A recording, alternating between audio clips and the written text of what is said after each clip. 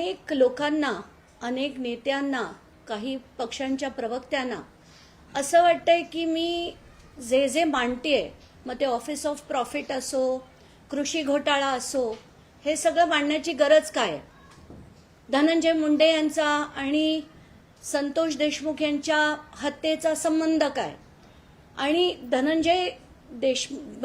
संतोष देशमुखांची जी हत्या झाली त्याच्याबद्दल सगळ्यांना जो आक्रोश आहे आणि त्याच्यात जे आतापर्यंत नीट त्याच्यावर कारवाई होताना आपल्याला जी दिसत नाहीये, अपेक्षित अशी होताना दिसत नाहीये, म्हणूनच मला असं वाटतंय की जोपर्यंत धनंजय मुंडे हे बाहेर पडत नाहीत मंत्रिमंडळातनं, तोपर्यंत या पूर्ण हत्येच्या शोधाला नीट दिशा मिळणार नाही.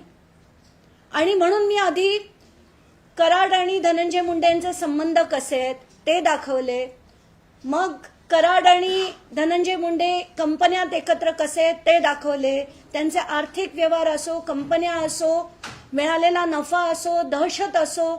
मग ऑफिस ऑफ प्रॉफिटमध्ये मी दाखवलं की एका राज्यमंत्र्याला राज्याच्या कंपनीकडनं थेट नफा मिळतोय, बॅलन्स शीटवर धनंजय मुंडेंची सही देखील आहे, तरीही काही झालं नाही. 4 दिवसानंतर थांबून मी कृषी घोटाळा काढला. त्याच्यात कसं साध्या 90 रुपयाच्या 92 रुपयाच्या नॅनो युरियाला 220 रुपयांनी खरेदी केली गेली, या सगळ्या गोष्टींचे डिटेल्स दिले.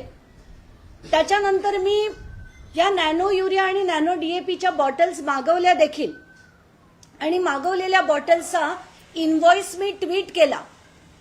तर एक त्याचा जर आपण क्रम बघितला तर 4 तारखेला मी ती प्रेस कॉन्फरन्स घेतली, 5 तारखेला मी या बॉटल्स मागवल्या आणि त्याच्यानंतर 7 तारखेला या कंपनीकडनं बंदी घालण्यात आली. असं सांगण्यात आलंय की कुठल्याही ऑनलाईन कंपन्या इफ्कोचे प्रोडक्ट्स विकू शकत नाही. आणि धनंजय मुंडे यांचे पीए कोण जोशी म्हणून आहेत, त्यांनी धडाधड सगळ्या माध्यमांना पाठवून दिलं की इफ्कोचे प्रोडक्ट्स विकता येत नाहीत असा मेसेज त्यांनी पाठवला. आणि त्यानंतर मी सगळ्या माध्यमांना विनंती केली. त्याच्यापैकी मला वाटतं एका चॅनलनी तर अगदी डिटेल त्याचा अभ्यास करून दाखवलं की सगळेच्या सगळे ऑनलाईन जेवढ्या वेबसाईट्स आहेत सगळे, मग ॲग्रीबॅग्रीच नाही, ॲग्रोस्टार, किसान, बिघाट, अनेक अशा वेबसाईट आहेत ज्याच्यावर इफ्कोची प्रोडक्ट सर्रास विकली जातात. कारण त्याच्यावर इफ्कोनी एक राईटअप दिलं होतं, प्रेस नोट दिली होती आणि ती देखील मला पाठवण्यात आली होती. आता ही प्रेस नोट मी ऑनलाईन देखील बघितली आणि मला गंमत वाटली की एक कंपनी जे सो कॉल्ड शेतकऱ्यांचं कोऑपरेटिव्ह आहे, त्यांनी इतकं प्रोएक्टिव्हली काम का केलं? तर याचा जेव्हा मी शोध घेतला आणि जेव्हा मी बोलायला लागते ना, तर मला अक्षरशः वेगवेगळ्या ठिकाणहून माहिती येते आणि काही इतकी छान माहिती आली ते इफ्कोच्या अधिकाऱ्यांकडनंच आली. आणि त्यांचं असं म्हणणं आहे की इफ्को म्हणजे एक महाघोटाळा आहे. आणि मग मी त्याचा शोध घेतला, मग बघते त्याच्यावर लोकसभेत प्रश्न विचारले गेले आणि एक नाही अनेक इफ्कोचे घोटाळे अनेकदा झालेत.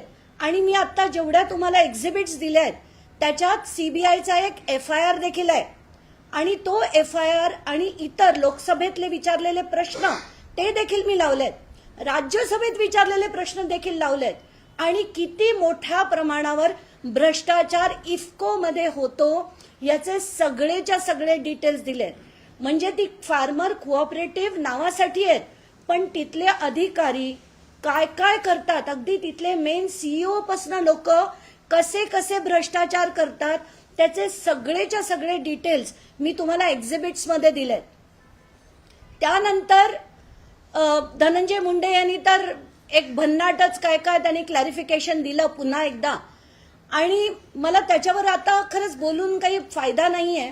मला एवढंच सांगायचंय की माझ्याकडे येणाऱ्या नॅनो युरियाच्या आणि नॅनो डीएपीच्या बॉटल्स परत मागवल्या गेल्या. आता हा विषय आपण इथे संपूया. आता चॅप्टर नंबर 2 किंवा कृषी घोटाळा नंबर 2 त्याच्या मोठ्या घोटाळ्याकडे येऊया. आणि इथे धनंजय मुंडे कुठच्याही पद्धतीने वाचत नाही. हे एक पत्र आहे. हे पत्र इतकं कमालीचं आहे की त्याच्यावर तारीख नाहीये. मंत्री लिहितात पण त्याच्यावर तारीख नाही. आता या पत्रात काय लिहिलंय? दिनांक 30 सप्टेंबर 24 रोजी झालेल्या मंत्रिमंडळ बैठकीत दिनांक 23 सप्टेंबर 24 रोजी झालेल्या बैठकीत विचारार्थ ठेवण्यात आलेला मंजूर झालेला कृषी विभागाच्या प्रस्तावाचे इतिवृत्त कायम करण्यात आले. म्हणजे हा मंत्री किती थराला जाऊ शकतो हेचा हे धडधडीत उदाहरण आहे. मी 23 तारखेचा आणि 30 तारखेचा या दोन्ही कॅबिनेट बैठकांचे तुम्हाला मी अटॅचमेंट्स पाठवलेले आहेत. कुठेही ना 23 मध्ये ना 30 तारखेमध्ये कुठल्याही प्रकारचा निर्णय असा झालेला नाही. आणि मंत्री लिहितात काय आणि किती खोटं. महाराष्ट्र शासन कार्य नियमावली व त्या अन्वये दिलेल्या अनुदेशन मधील तरतुदीनुसार मंत्रिमंडळाने घेतलेल्या निर्णयाच्या अनुषंगाने त्वरित कारवाई करावी. मंत्रिमंडळाने मान्यता दिल्याप्रमाणे तातडीने.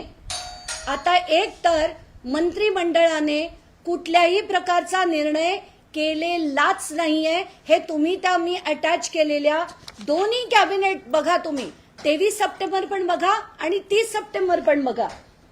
त्याच्यात ते काय म्हणतात पुढे? मागील वर्षाचे बॅटरी ऑपरेटेड स्प्रे पंप याबाबतचा उर्वरित इष्टांक.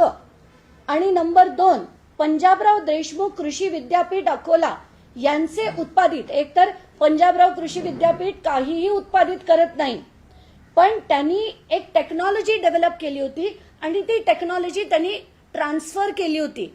आणि पंजाबराव कृषी विद्यापीठाची फक्त त्यांना रॉयल्टी येते, बाकी ते स्वतः काहीही हे उत्पादित केलेलं नव्हतं.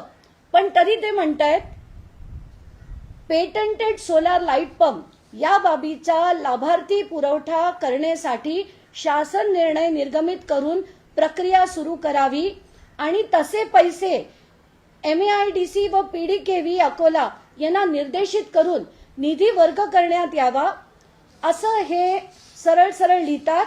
आणि शेतकऱ्यांना लाभापासून वंचित राहू नये म्हणून याबाबतची कारवाई तातडीने म्हणजे आजच करण्यात यावी.